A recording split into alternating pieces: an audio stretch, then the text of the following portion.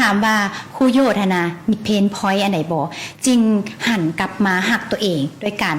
ดูแลตัวเองแล้วก็มาออกกำลังกายจริงๆจังโดยโอ้คำตอบอันนี้ก็เป็นตาอายน้อยนึง สุขภาพที่ดีช่วยให้การบริหารเวียกของครูโยธดีขึ้นแนวใดแดเว้าเรื่องสุขภาพที่ดีเนาะแม่น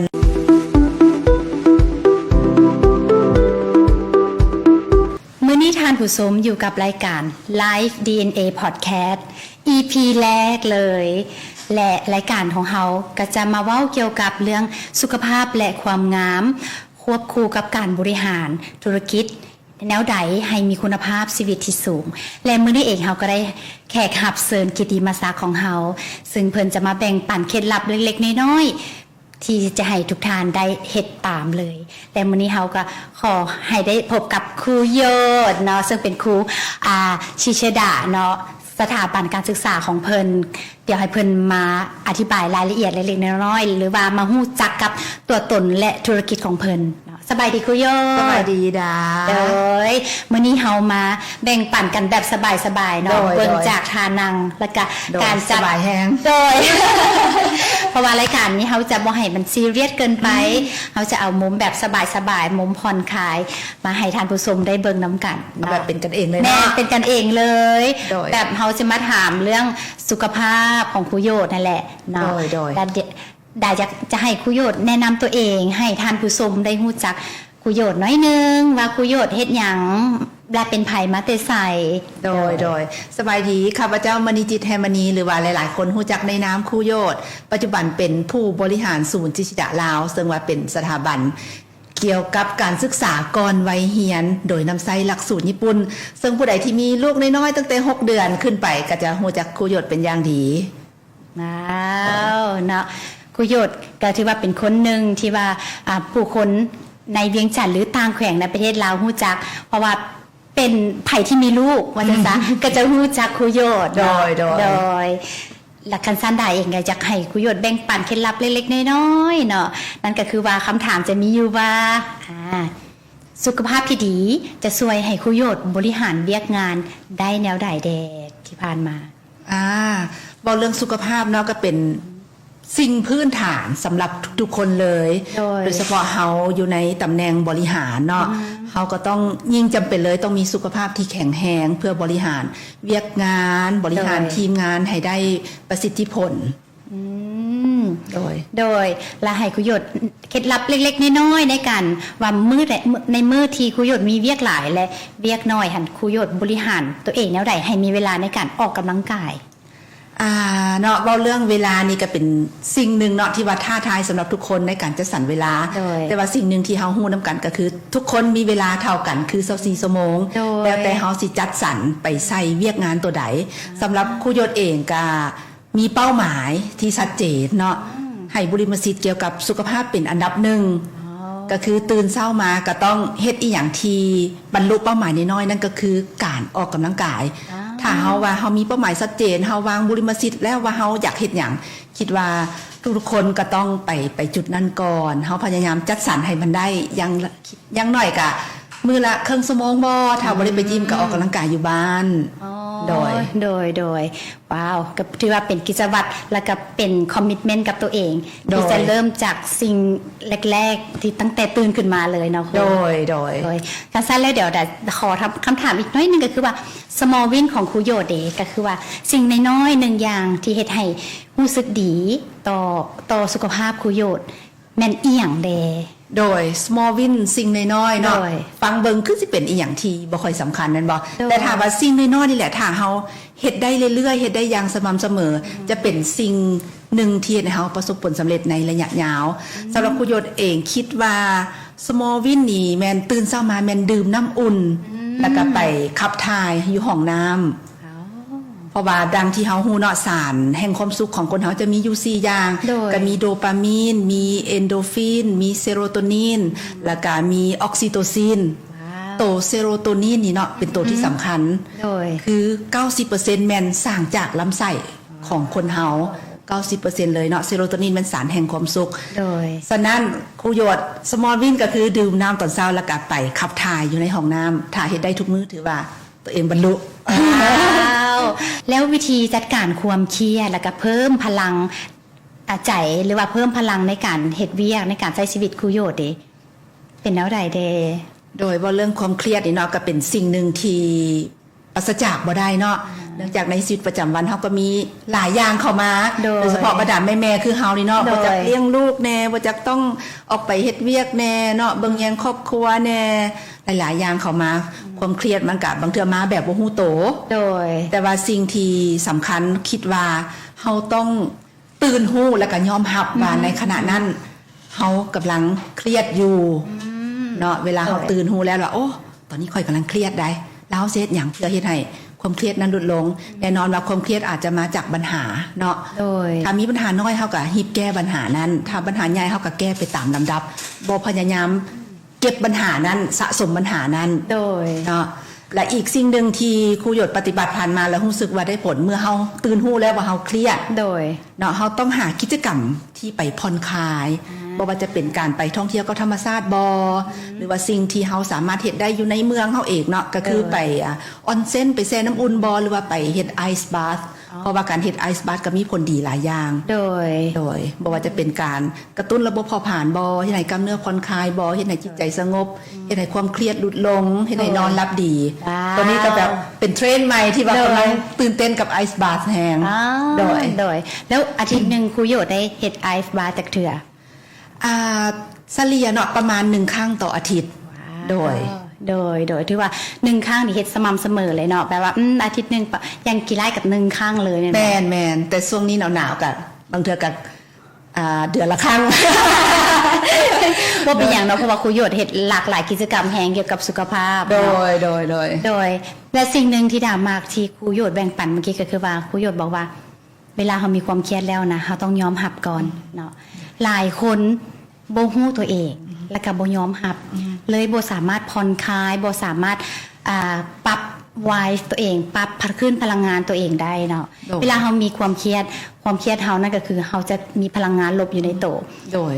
แต่ดาบบักแฮงที่ครูโยชน์บอกว่าเฮาต้องยอมรับก่อนเท่านั้นเฮาจึงสามารถเปลี่ยนแปลงมันได้บ่ว่าจะเป็นเรื่องใดก็ตามเนาะโดยนั่นเลยแสดงว่าครูโยชน์ก็คล้ายๆดาเลยเฮายอมรับว่าตอนนี้มันมีปัญหาอยู่เฮายังแก้ไขบ่ได้เฮามีความเครียดเฮาฮู้ว่าเฮาเครียดอาจารย์เฮาก็เลยแบบ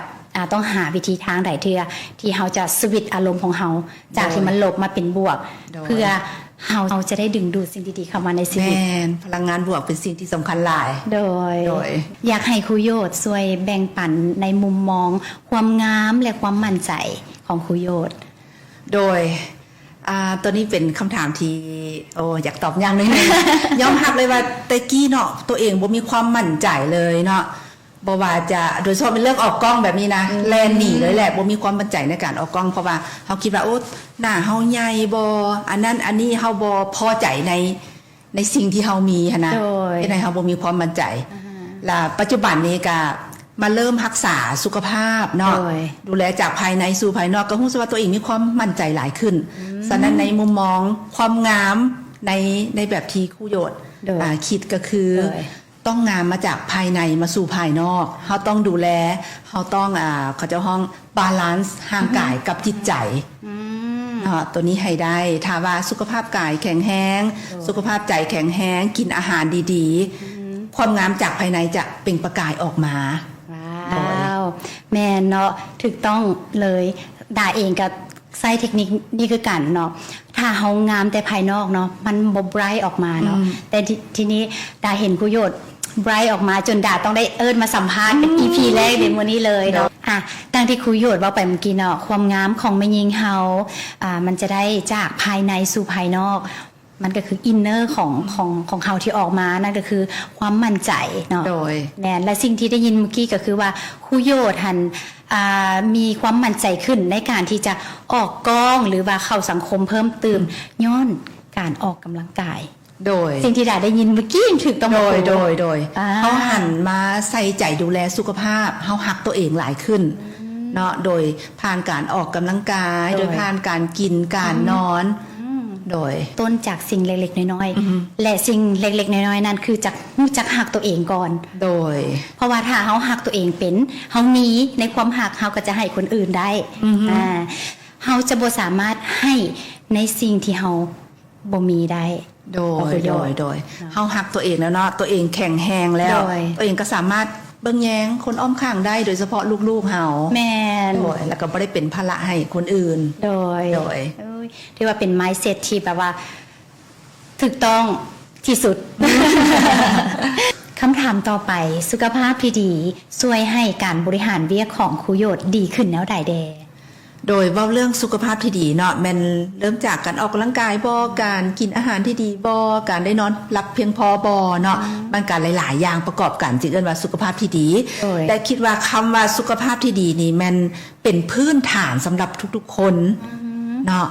เพราะว่าอย่างเพราะว่าเมื่อเฮามีสุขภาพที่ดีแล้วเฮาพร้อมที่จะเฮ็ดสิ่งต่างๆด้วยความกระสับกระเฉงโดยแต่สำหรับตัวครูโยชน์เองหลังจากที่ว่ามาเริ่มใส่ใจสุขภาพนะรู้สึกว่าตัวเองเฮ็ดเวียกเป็นทีมได้ดีขึ้นแล้วก็ความคิดสร้างสรรค์ก็รู้สึกว่าออกมาได้ออกมาและสิ่งที่สำคัญเวลามีปัญหาอย่างเฮาสามารถแก้ไขได้ท่วงทันเวลาและก็การตัดสินใจรู้สึกว่าชัดเจนแม่นยำขึ้นกว่าตอนที่เฮาบ่ได้ใส่ใจเรื่องสุขภาพอันนี้มันสัมผัสได้กับตัวเองเนาะแต่กับบ่ฮู้ว่าคนอื่นสิเป็นแนวใดโดยแน่นอนสำหรับใดเองก็เชื่อแบบนั้นและก็ตัวเองก็ปฏิบัติมาแล้วเนาะก็คือว่าบางมื้อบางคืนเฮาเป็นเมลูออนเนาะเฮาตื่นขึ้นมาเฮานอนบ่พอรู้สึกว่าอารมณ์ก็จะบ่ค่อยดีแม่นแล้วก็2มาเวลาเฮ็ดเวียกก็รู้สึกว่าเมื่อยง่าย3มาก็แม่นการตัดสินใจบางทีก็รู้สึกว่าลืมตัดสินใจแบบนี้น่าจะดีก่อนนะอาจจะย้อนเฮาเมื่อยเฮาเพลียแด่เลยเฮ็ดให้แบบสภาวะในตอนนั้นตัดสินใจผิดในการบริหารเวียกบางอย่างคือกันก็มีส่วนเนาะมีส่วนแต่ว่าสำคัญเลยแหละเรื่องสุขภาพเนาะมาคำถามต่อไปอยากถามว่าครูโยชน์นะมีเพนพอยต์อันไหนบ่จริงหันกลับมาหักตัวเองด้วยการดูแลตัวเองแล้วก็มาออกกำลังกายจริงๆจังๆโดยคำตอบตอนนี้ก็เป็นตาอายหน่อยนึง มันก็มีแหละเนาะจุดเปลี่ยนของคนเฮาปกติว่าถ้าบ่มีจุดเพนพอยต์หรือว่าบ่มีอย่างที่มาช็อกคนเฮาจะบ่มีการเปลี่ยนแปลงจะอยู่ในคอมฟอร์ตโซนตลอดแต่ว่าสำหรับเคสของครูโยชน์เองนี่แม่นอันนี้เว้าให้ฟังเนาะคือเกิดลูกคนทำอิฐแน่นอนเนาะก็กินแซ่บเนาะน้ำหนักเขาก็ขึ้นท้องเขาก็ออกเนาะเวลาเขาไปทางนอกเนาะเจอหมู่คู่หรือว่าเจอคนที่ฮู้จักก็จะถามว่าอ้าวมันหยังถือพาลูกคนที่2แล้ววะได้จะเดือนแล้วประมาณนี้ผ่านไปปีนึงก็รู้สึกว่าหุ่นตัวเองก็บ่ได้ดีขึ้นเนาะก็เจอคำถามเก่าเรื่อยๆอ้าวถือพาคนที่2วะถือพาคนที่3วะแบบนี้นะก็ได้เฮาเสียความมั่นใจก็รู้สึกเฟลไปหลายเตอก็เลยไม่อย่างวะคือเจอแต่คำถามเก่าเรื่อยๆเดียวเป็นอย่างเขาคือบ่ลองมาปฏิรูปตัวเองเฮาสิบ่หุ่นดีน้ำมูจักเทื่อบ่แบบนี้ก็เลยตั้งแต่เจอคำถามแบบนั้นเรื่อยๆก็เฮ็ดให้ตัวเองมีใจอยากพัฒนาตัวเองเนาะเวลาเราพัฒนาตัวเองมันก็บ่ได้เพื่อคนอื่นได้มันก็เพื่อตัวเฮาเองโดยแล้วก็มีจุดเปลี่ยนดีๆขึ้นมาเนาะเริ่มฮักตัวเองมีการพัฒนาดีขึ้นความมั่นใจก็มากขึ้นสิ่งดีๆอื่นๆก็เข้ามาหาเฮาอีกได้แม่นบ่รู้สึกว่าดึงดูดง่ายขึ้นแม่นบ่แม่น